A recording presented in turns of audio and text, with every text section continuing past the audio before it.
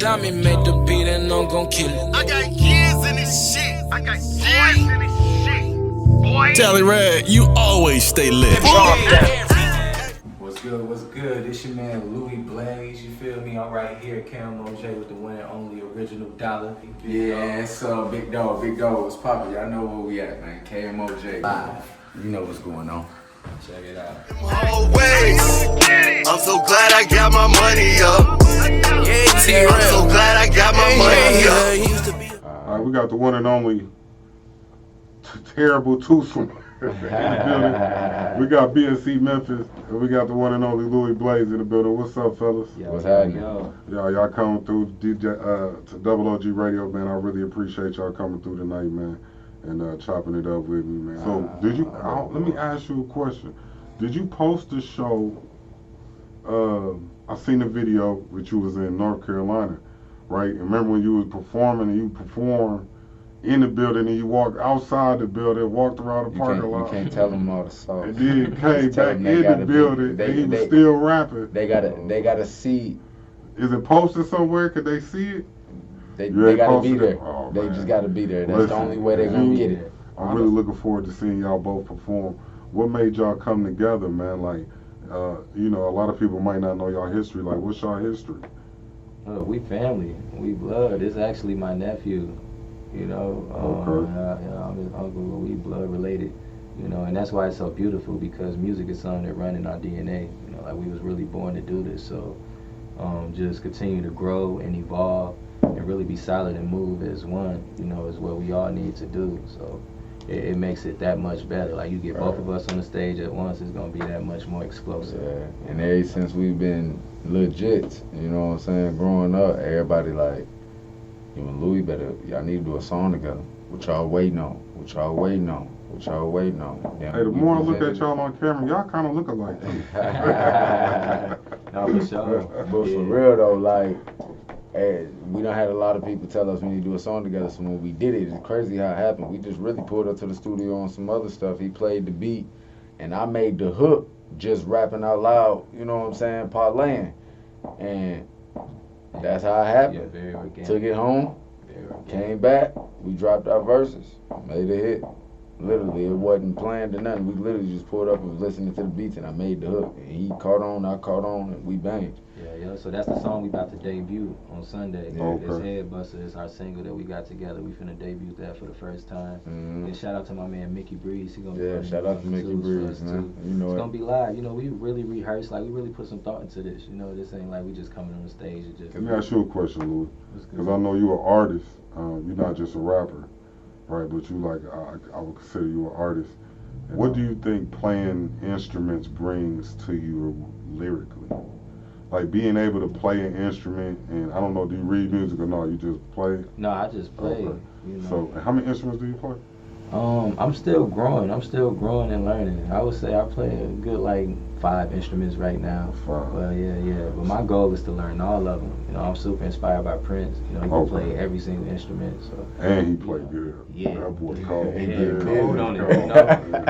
Exactly. Get busy. Yeah. But I think what it does is it really it makes you want to elevate your game. All around, because with this music, it's a spectrum to it. And I'm grateful to be a lyricist, and be able to reach the people through my words and my voice. But being able to play the instruments and add that live element to it, it just constantly make you want to, just get better and get better at anything you do. Just experiment and be free. Really, at the end of the day, I think it's about being free. That's what it is for me. I'm just liberated when I'm just playing and, loving the music. That's it. Let me ask you, Memphis, right? Because some music is something that's in you, man. You know what I'm saying? And it's always been on you. But it ain't an easy journey. You understand what I'm saying? It's not easy at all. We can go through real life shit sometimes. It can, add to the music and give you something to write about, but it also could take away from the music, you know what I'm saying? So what motivates you to keep going? It's good that you asked that. What motivated me to keep going is what I realized it could take away from me. And that was the love of the music. You know what I'm saying? The fact that at first it was just, I was doing it because I seen everybody else doing it. It looked easy. everybody getting on, they ain't really talking about nothing. I can do that. But then once I realized how talented I was, and it became more of a talent than it did something that I like to do, it's like my everyday life give me something to talk about, and that's my form of motivation. You know what I'm saying? That's what keep me going, is my everyday life, because everything that I've ever put in my music, it doesn't happen some way, shape, or form in my life. It might have been 2 years down the line, 4 years down the line, or just yesterday. You know what I'm saying? So what it do for me is it just, you know what I'm saying, like, it keep me going. My everyday life keep me going, and it's hard, you know what I'm saying? But it ain't undoable. It ain't impossible. You know what I'm saying? It's just, if you're gonna do it, do it. Go all the way. Like, yeah, you know, they say the music business is 70% business, 20% talent, and 10% who you know. And that's true, as we've learned over time, because we thought talent was just all you needed, but as you see, you need that 70% and you need that 10%, you know what I'm saying? So we gonna work that 70 and that 10, and your 20 already gonna take you where you gotta go. So I'm gonna just ask y'all my famous 5 questions. Y'all can answer them separately, or you can answer them together, and I'll make a difference. But we're going St. Paul versus Minneapolis. First question is, where would you rather live? Would you rather live in St. Paul, or would you rather live in Minneapolis? And why? Well, I'm going with Minneapolis because I'm born and raised in Minneapolis for sure. That was number one where I was born at, so I gotta go with Minneapolis. South Side, to be specific. Okay. and I gotta agree with him, but I'm gonna say St. Paul because that's all I know. To be honest, I wasn't allowed to go to Minneapolis growing up unless I was with an adult.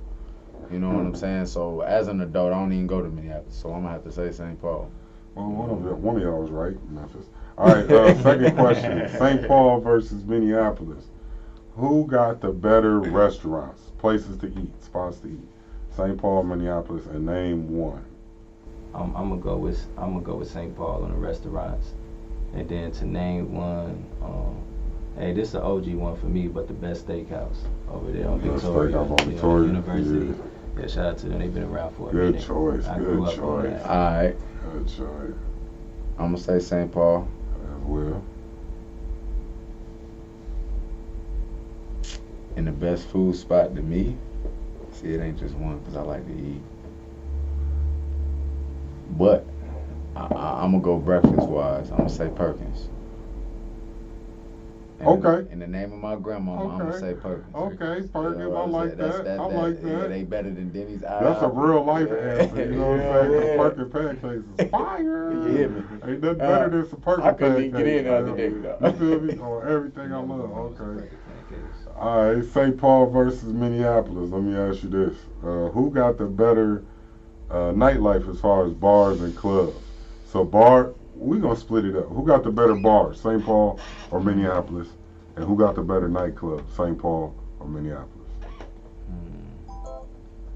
I would say nightclub, Minneapolis, and bar, St. Paul. Because I feel like in St. Paul, it's a lot of spots that like they got like activities and stuff with it too. You know, like you can shoot pool, you know, throw darts and all that. I mean, spots like that in Minneapolis, but a lot of them like tend to shut down or, you know, they just be closed off. It's more of like a nightclub scene in the app.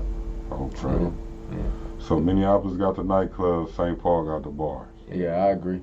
And the reason why I agree, because like you said, St. Paul got all the spots where you can do extracurricular things other than just party. Right. You know what I'm saying? You can bingo. Not saying that Minneapolis ain't got that, but everybody go to Minneapolis to go to the club. You know, ain't nobody saying I'm going to Minneapolis to go shoot pool or go to, nah, they going to the club. They going to turn up. But then I know, you know, people go to Oakdale and St. Paul to play pool and do all the extracurricular things. So Shout out to Schooner though. Shout out to Schooner. Okay, let me ask y'all this. This question number 4. This is an easy softball question because I don't want to offend y'all no more. St. Paul versus Minneapolis. Who got the better drivers? Drivers. Who got the better drivers? St. Paul or Alright. Minneapolis? St. I'm Paul. gonna put it to you like this. Better drivers. I don't think you should answer this question because you a horrible drop dog. Just like nah. To be honest with you, I'm gonna put it to you like this: and St. Paul gonna be mad at me though. All right, let's hear it. Cause I drive like the motherfuckers in Minneapolis, cause they know how to drive. Motherfuckers in Yeah, St. Paul you know can't what? drive. You ain't never lied about that. You ain't never lied about that. You drive like a motherfucker from Minneapolis too. They don't stop at stop signs. They don't slow down. Get out the way. What is you doing? You on your ass. You in the way. Yeah, okay. Get out the way. What is you doing? Last question. St. Paul versus Minneapolis. Who got the better smoke? St. Paul St. or Paul off Minneapolis? tops. St. Paul off tops. Okay, that was the right answer. St. Paul off tops. I'm gonna just have to say suburbs all around. Neither St. Paul or Minneapolis. You gotta go a little further for that. Well, yeah, because I was in White Bear Lake the other day, boy. Almost didn't make it Oakdale. home. You hear me? I was sitting at the White job Bear like, Lake. yo. Louis sound like he know some white boys. You know what I'm saying? Hey, we got to talk after this You show. gotta know the yeah. white boys, you know what I'm saying? Hey, listen, you know, we grew up in Cottage Grove, so I know exactly what you talking about, you feel me? That was the first time I ever seen Dro was from somebody in Cottage Grove in the city. They ain't never even knew what that was. Oh, one more question. Yeah, one more question. I got 2 more minutes. If you could go back in time and give your 18-year-old self some advice, right? You can't do nothing else, just give yourself some advice. When you go back in time, what would you tell yourself, what would you tell your 18-year-old self right now as an adult? Be less selfless. Selfless, okay. Louis, what would you say to yourself?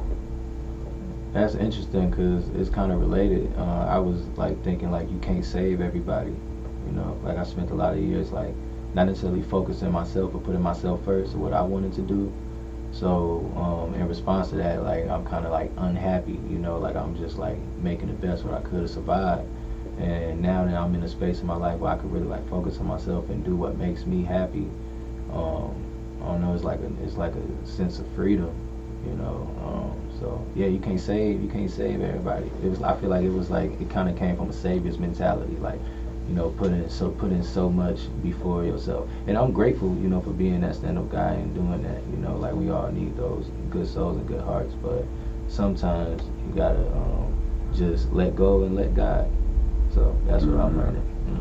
Yeah. But every artist gotta have a sense of selfishness. I don't know how to explain it, but in order to be a great artist, you gotta almost be selfish and a jerk a little bit. However, when I learned, and I learned this a lot from you without you having to physically telling me I was being a jerk or anything beyond that, the way, and the people, because she do it sometimes, mom do it, and the way that people respond to me, I know that I was being a jerk. The way that I learned how to overcome that is I don't have to be selfish with everything. But I had to let everything else go in order for me to be able to be like, okay. Because I realized that I was hindering my come up by being so selfish and only worried about, you know what I'm saying, myself and everything, just me, and then look at the bigger picture of the whole situation. So I agree with you when you say that. Yeah, but every artist got it though. Yeah, every artist definitely have it. Because I done been around. Yeah, I done been around. Heck, we done been like around that. the best. Yeah, We gotta focus. You know, we gotta focus to be our best. You know, like when it comes down to me, it's like the amount of time that I was spending, you know, hanging out or doing X, Y, and Z, I could have been putting that into my craft. You know, and I think about that. So like for sure, like being selfish with my time first and foremost. Like, you know, I gotta put more time into this, what I want, because I know like this is like blood, sweat, and tears. You know, tears, so. And you the only one. And you gotta jump out on a limb, and you the only one promoting most of the time. And if you don't believe in yourself, ain't nobody gonna believe in you. know, And that's the hardest part about this whole music career and everything that come with it. That's the hardest part about it, is believing in yourself. Because I don't care how much I say I got it. I don't care how quick I can come off the head of any of that. I still get to the point where I be like, bro, why do I keep rapping? Why do I keep writing music? Why do I keep recording? Why do I keep paying for beats? Why? But I never stop. I just, you know, I test my own temperature. You know what I'm saying? Because you your biggest enemy. So I gotta test my own temp. You know what I'm saying? And I do that. She'll be looking at me sometimes like, I'm just talking to myself. I'm in the zone. I'm thinking right now. You know what I'm saying? That's just, it helps. Yeah, that's right. We got Big Dawg BSC in the building. We got the one and only Lewiee Blaze in the building. What's your social medias, man? Where can they find you online, man? BigDawgMemphis Big everywhere. Dawg, BigDawg, Hey. Memphis, Big Yes, Dawg sir. Memphis. Yes, Yeah. sir. Instagram, Twitter, Facebook. Louis, where they can find you at? LEWIEEBLAZE. And you can Google me, Stop Snoozing G. Yeah, now let me ask y'all a question for the cities. I'm gonna ask both of y'all because y'all got some unique names, right? Yeah. Memphis, where you get your name from? My pops. The OG, shout out to the OG, rest in peace. So, R.I.P. I love you, dude. Lewiee Blaze, man, where you get your name from? I get my name from my pops too. And then the Blaze is, you know, I just feel like I'm a star. You know, I'm a blazing star. You know, shine like the sun. So that's what the Blaze represents. You know, and I'm trailblazing. I'm here to help other people shine their light. All of that. Right now. No go. Is it up there gonna get scattered? You going next door? Hey, this hungry motherfucker wants to. Hey, what's up, man? I'm on Lewiee Blaze live. I done made it, Joe. I'm in there. They not like us. They know what's up. Lewiee Blaze in this bitch. Hey, we about to turn it up because we're going to open up Twista on 7th Hey, you know I do freestyles too. Come on. I got a beat I can play for Those you. firecrackers you see up in the sky. Yes. This is how we do it. Yo, we getting high. Hey. Vibe. Got a fried. Finna have the whole audience like, Hey, look, they finna ask how we do it. They know we getting to it because we really been through it. The way that we spittin', man, they know we so fluid. Only had one mess up and then I never do it again. No, we are not friends. You know I smoke the joint to myself to the end until it's finger burning, then it start hurting my fingers. But it's a gram in that bitch, so you know I'm gonna roll it again and roll it with the next. I love the flex, Big Dawg, Charlotte on my neck, but they know what's next and they know just how I go. RP the Big Soul, you know, small full of goals, and I got dollar in the back saying, oh, niggas get mad cause they know we gon' ball. Never ever again will a nigga never fall. So tell them motherfuckers, hit my phone, give me a call, let's go. yeah, give them a motherfucking call to come buy motherfucking tickets to July 7th show. You feel me? We finna grace the motherfucking stage, Pole House this weekend. BigDawgMemphis, Lewiee Blaze. We Tally rag. John Dami made the beat and I'm gon' kill it. I got years in this shit. Tally rag, you always stay lit.